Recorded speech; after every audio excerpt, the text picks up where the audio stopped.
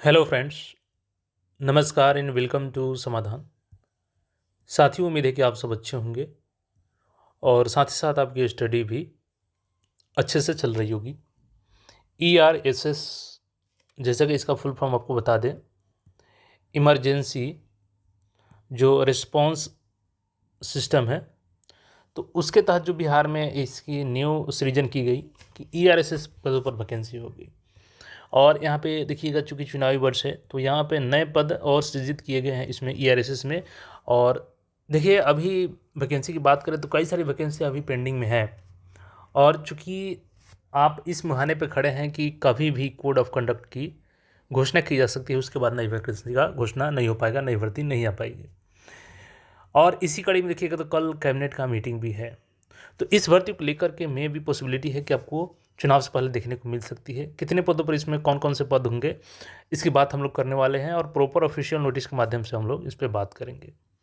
तो यहाँ पे देखिएगा, बिहार सरकार गृह विभाग आरक्षी शाखा सेवा में है महालेखागार बिहार पटना द्वारा वित्त विभाग, तो वित्त विभाग से इसकी परमिशन मिल चुकी है। ठीक है, और ये चूँकि डिपार्टमेंटल लेटर होता है तो एक डिपार्टमेंट से दूसरे डिपार्टमेंट को भेजा जाता है, तो ये नोटिस हमें भी मिली। तो देखिएगा यहाँ पे विषय क्या है, ERSS mirror site command and control centre गया जी के संचालन हेतु आवश्यक 132 पदों की स्वीकृति। देखिए, दो कमांड अभी तक, एक तो पटना में है आपका कमांड सेंटर। देखिए, आपने देखा होगा डायल 112, ये भी इसी का हिस्सा है। तो ये हर ज़िले में इनका पदस्थापन किया गया है, लेकिन जो कमांड सेंटर है वो सबसे पहले एक पटना में बनाया गया था। अब जो दूसरा है वो कहाँ पर बनाया गया है, तो गया जी में। और इसकी संचालन के लिए यहाँ पे जो नए पद क्रिएट किए गए हैं, इसमें आपको दरोगा के भी पद हैं, सिपाही के भी पद हैं। तो सभी पदों के बारे में हम लोग यहाँ पे देखेंगे और इनकी वैकेंसी की पॉसिबिलिटी के बारे में देखेंगे। आदेश क्या है, तो स्वीकृत हो चुका है ऑलरेडी यहाँ पे। और देखिएगा, तो आपात अनुक्रिया एवं सहयोग प्रणाली ERSS अत्याधुनिक एवं एकीकृत प्रणाली पर आधारित सरकार की एक महत्वाकांक्षी परियोजना है। परियोजना के सुचारू रूप से क्रियान्वयन हेतु मानव संसाधन एक महत्वपूर्ण घटक है। इस परियोजना का कमांड एवं कंट्रोल सेंटर पटना में संचालित है, जिसके लिए विभागीय स्वीकृति आदेश संख्या देखिएगा यहाँ पे तो 1509 है और दिनांक 1 यहाँ पे देखिएगा तो फरवरी 2023 द्वारा विभिन्न पुलिसकर्मी संवर्गीय 391 पद सृजित किया गया है। तो पहले से 391 सृजित है। और ERSS परियोजना में देखिएगा इसका नाम क्या है, तो one secondary command and control centre probably Gaya district based on the feasibility. तो एक तो आपका पटना का था और सेकेंडरी रूप में ये गया में स्थापित किया जा रहा है। इसके कार्य के लिए यहाँ पर उल्लेख किया गया है ERSS परियोजना secondary command and control center other than Patna with 20% of operational capacity of primary CCC will be established at Gaya. Both will be operated concurrently. तो दोनों के एक साथ यहाँ पे संचालन किया जाएगा। और यहाँ पे देखिएगा तो सबसे पहले पुलिस उपाधीक्षक की यानी कि DYSP की जो सीट है वो यहाँ पे एक है। इसके अलावा देखिएगा तो पुलिस निरीक्षक, तो इंस्पेक्टर की कितनी है, 5 है यहाँ पे।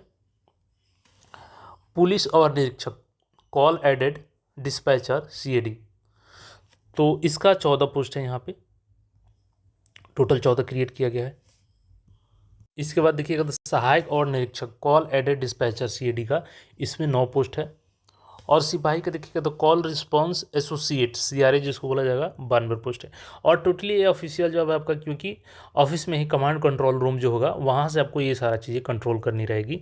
और ऑफिस स्टाफ का 10 है, जिसमें एक पुलिस और निरीक्षक, एक सहायक और निरीक्षक जिसको ASI भी बोला जाता है, और 6 सिपाही, एक निम्न वर्गीय लिपिक और एक परिचारी पत्रवाहक है। तो यहाँ से टोटल देखिएगा ERSS जो कमांड कंट्रोल सेंटर गया जी है, तो इसमें पुलिस उपाधीक्षक का देखिएगा तो लेवल 9 का ये है, एक है। पुलिस निरीक्षक इंस्पेक्टर लेवल 7 का ये है, 5 है पद यहाँ पे। और पुलिस और निरीक्षक 15 पोस्ट है यहाँ पे, लेवल 6 का होता है। सहायक पुलिस और निरीक्षक 10 है, ASI लेवल 5 है। और सिपाही का देखिएगा तो लेवल 3 का पर 98 है। चालक सिपाही का देखिएगा लेवल 3 1 है चालक का। निम्न वर्गीय लिपिक का 1 है लेवल 3, और परिचारी पत्रवाहक का 1 है। टोटल 132 पद है। और इसके लिए यहाँ पर राशि का भी स्वीकृति मिल चुकी है अस्थायी पद सृजन के बाद। तो देखिए, चुनावी वर्ष से वैकेंसी पॉसिबिलिटी है कि जारी की जा सकती है। और या तो ये जो SI की वैकेंसी है ये पॉसिबिलिटी है कि जो 1799 में इसमें भी हो सकता है कि ऐड कर दिया जाए। तो जो भी होगी अभी देखिएगा तो क्या पॉसिबिलिटी है इसकी वैकेंसी की, तो देखिए चूँकि आपके मन में सवाल आएगा क्योंकि इतने कम समय में क्या रोस्टर क्लियर हो सकती है। तो देखिए इसको लेकर के ऑलरेडी इसमें चेंज हो चुका है। 25 सितंबर को राज्याधीन सेवा में नियुक्ति एवं शैक्षणिक स्थानों में नामांकन के लिए रोस्टर गठन संबंधित सॉफ्टवेयर पंचायत करने, यानी कि जो एक पत्राचार के माध्यम से रोस्टर क्लियर किया जाता था वो अब यहाँ पर समस्या नहीं आएगी। हर अधिकारी जो रिस्पॉन्सिबल है रोस्टर के लिए वो अपने लॉगिन आईडी से लॉगिन करके अपनी डेटा को अपडेट करेंगे और दूसरे अधिकारी जो अगला प्रोसेस है वो अपने लॉगिन आईडी से प्रोसेस करेंगे, जो कि एक जल्दी प्रक्रिया हो जाएगी। तो देखिए कल कैबिनेट का बैठक भी है और कैबिनेट की बैठक में क्या कुछ इस पर फैसला लिया जाता है नई भर्तियों को लेकर के, तो थोड़ी सी पॉसिबिलिटी है कि चुनाव से पहले ये वैकेंसी आ सकती है। बाकी कल और डिटेल्स में इसकी जानकारी मिल पाएगी। तो फिलहाल के लिए इतना है। और देखिए 25% का जो है ना इसके लिए बिल्कुल सरकार इसको वापस ले, इससे ज़्यादा कम कुछ भी मंजूर नहीं है, क्योंकि 25% ये अपने आप में फ्रेशर अभ्यर्थियों को जहर के समान है। क्योंकि आप सीधे सीधे 25%, हालांकि ये 25% भी नहीं है, अगर सही मायने में इसको निकाला जाए तो चूँकि आपका 75% स्कोर कर दिया जा रहा है तो ये लगभग 33.5% भी चला जाएगा, यानी कि 150 से 200 के बीच भी है ये स्कोर चला जाएगा 600 में बिना किसी ऐसे एग्ज़ाम दिए। तो हर हाल में आप पीछे हो जाएंगे उनसे, संविदा अभ्यर्थी से। तो बिल्कुल आप लोग ज़्यादा से ज़्यादा डिमांड कीजिए कि ये सरकार इसको वापस ले और फिर से जो पहले रूल के आधार पर होती थी वैकेंसी वही रूल हो। हाँ, संविदा के लिए आपको जो कुछ करना है उनके अलग से कीजिए, उनसे कोई दिक्कत नहीं है फ्रेशर अभ्यर्थियों को, लेकिन जो ये रूल लगाएंगे एक ही भर्ती में तो ये तो कहीं से जायज़ नहीं है। बाकी इस पर आपका जो भी राय है कमेंट करके बता सकते हैं। मिलते हैं फिर नए अपडेट में। धन्यवाद।